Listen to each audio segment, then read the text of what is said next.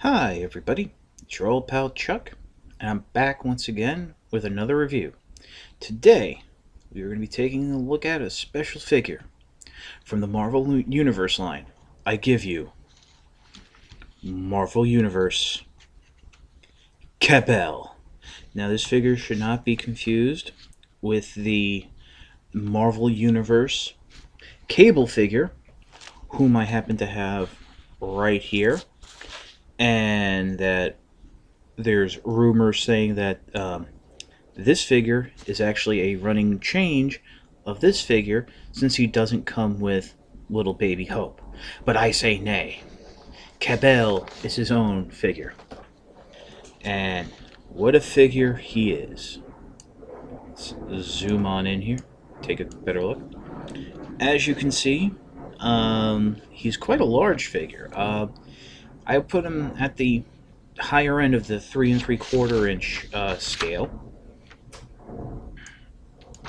He's does feature some nice amount of articulation, which is unusual for a Marvel Universe figure. Let me just get his weapons out, and I can show you.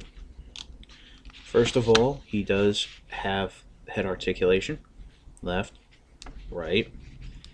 Hinge joint can look up a little, can look down a lot, be all brooding, look straight ahead.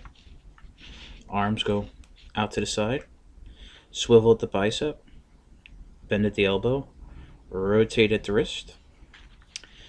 Waist articulation. Thankfully, this figure does not have the Marvel joint, so the legs go out perfectly straight, come back perfectly straight, out to the side. Swivel at the top of the leg, double jointed knees, can swivel right above the boot.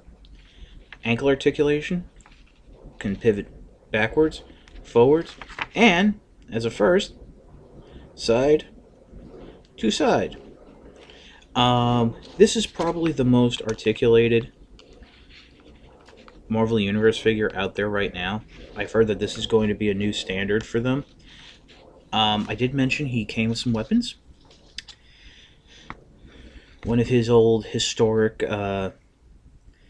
laser rifles that I'm sure we all remember from the 1990s, as well as a handy dandy little laser pistol, which can fit nicely in his holster. Now, the gun can also, thanks to a notch, peg into his back. Yep, pegs right in.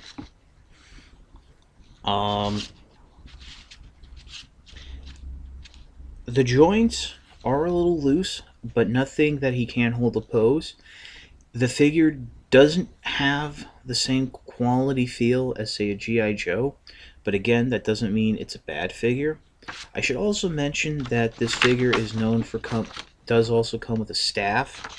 I'm not really familiar with what the staff does. Also, the way it's packaged in, I would have to hack the packaging to get it out without it falling apart, without it bending, I should say. But apparently it's to help him channel his psionic abilities. He can hold his weapons. I would say that his human hand, as opposed to the metal hand, is a bit more conducive to holding the guns. I assume, even though, as you saw when I first showed him, he was holding the rifle quite nicely, I did have to pry open the fingers. But, you know, he can hold it like that. He can also draw and hold his pistol. Of course, the holster does hold it quite tightly, but it can be done. I really wouldn't work too hard at drawing the pistol, but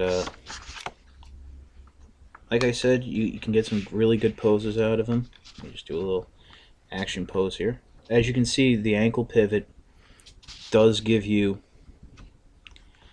Um, a lot of options, and it really allows you to get those, you know, side bent, angled positions. Um, if you see this figure, I can highly recommend picking up Cabell or his first version, Cable, but apparently that's a very rare figure.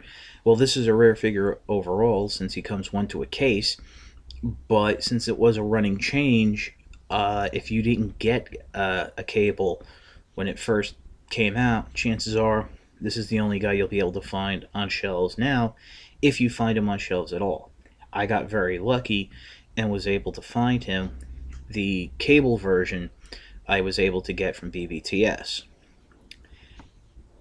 Either way, however you get him, you really should get this figure. He's great.